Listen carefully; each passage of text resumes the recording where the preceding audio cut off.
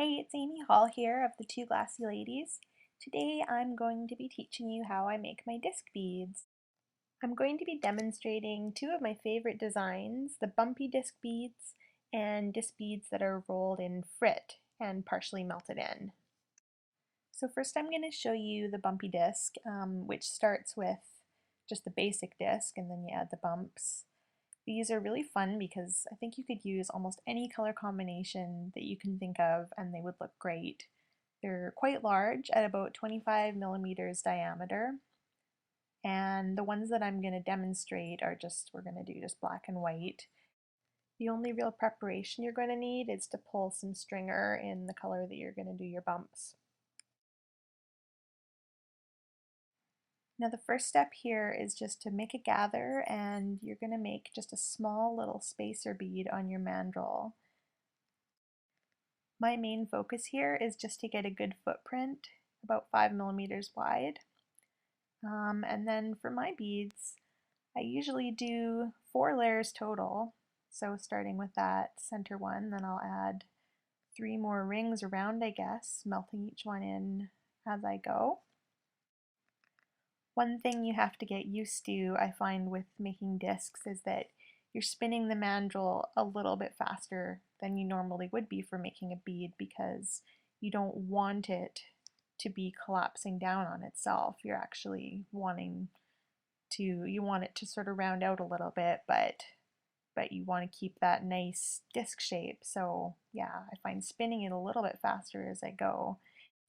It also definitely helps to get each layer as you lay it down, to lay it down right the first time so you don't have to do much correcting of it, and this is going to take some practice. Now we could stop here if we wanted to and leave this as just a basic disc bead. I make lots of disc beads that are just round like this without any bumps, and I think that they're quite nice that way too. But the bumps is what I'm going to show you next.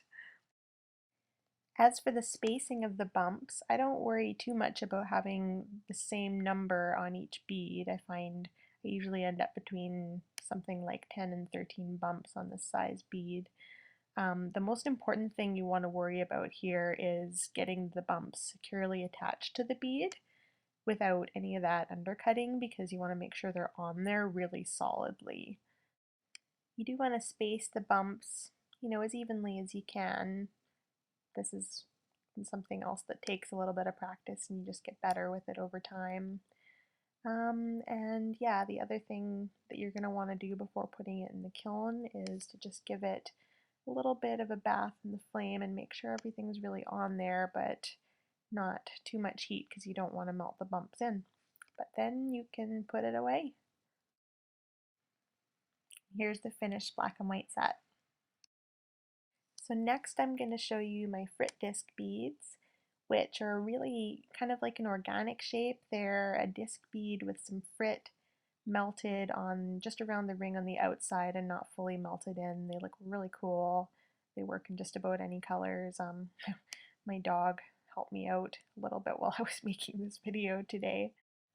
For this demo bead, I used Val Cox Cherry Blossoms Frit and Moretti 020 Transparent Green.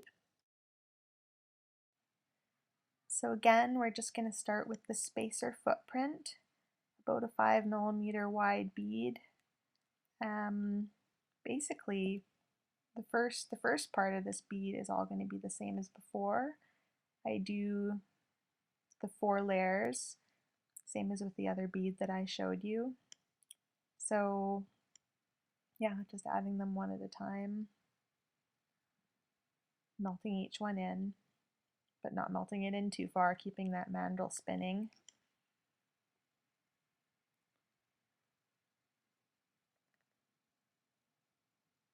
I find it does take a little bit of practice to really get each gather right in the center of that bead and to lay it on well in the first place rather than having to fiddle with it much in the flame. You want to just get it on there right the first time and then just melt it in a little bit.